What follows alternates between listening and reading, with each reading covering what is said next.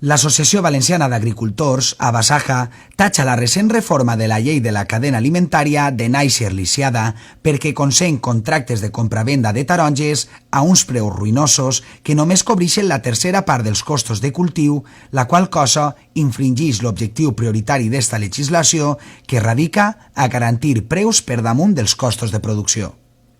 Tant és així que les cotitzacions a peu de camp de les taronges de la varietat navelina s'han afonat fins als 9 cèntims quilo, una quantitat molt per davall dels costos establits en 23 cèntims quilo durant l'última campanya per l'Institut Valencià d'Investigacions Agràries i dels prop dels 30 cèntims quilo que Abasaja preveu que han aconseguit en la present temporada a causa de l'escalada històrica dels inputs com l'energia elèctrica, el gasoil, els abonaments o els fitosanitaris. Estem en un moment que en altres anys, en altres campanyes, l'activitat en el sector de les taronges ha estat a tope i enguany el que estem veient és que està passant alguna cosa perquè no està eixint la quantitat que normalment tenia que estar eixint. Això està suposant preus inferiors als preus de costos, en el qual tindrem que plantejar-nos per què volíem una nova llei de cadena, perquè està clar que no està evitant el problema, i tindrem que pensar realment què és el que està passant. Si és que, i segurament és així, estem sent substituïts en els mercats europeus per cítrics que venen d'altres països tercers. Creiem que ja està bé, que fins ací hem arribat, que no podem més ja,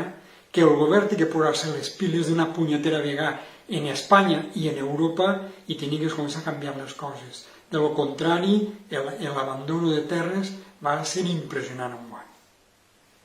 En aquest sentit, Abasaja urgeix al govern al fet que obliga una comissió d'investigació per analitzar la situació del mercat citrícola i, en cas de no fer-ho, demana l'empara dels partits polítics per a sol·licitar la seva posada en marxa de manera immediata.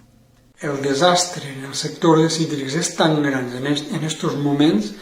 que vam fer primer la marxa del Favaret a Tavernes, però està clar que això no ha valgut pràcticament res i tindrem que plantejar-nos les organitzacions agràries d'organitzar alguna manifestació molt més gran i molt més contundent per demostrar a la societat que no podem més. Aguado remarca que el govern espanyol i la Unió Europea semblen disposats a acabar amb els seus agricultors usant-los com a moneda de canvi per a beneficiar altres sectors econòmics.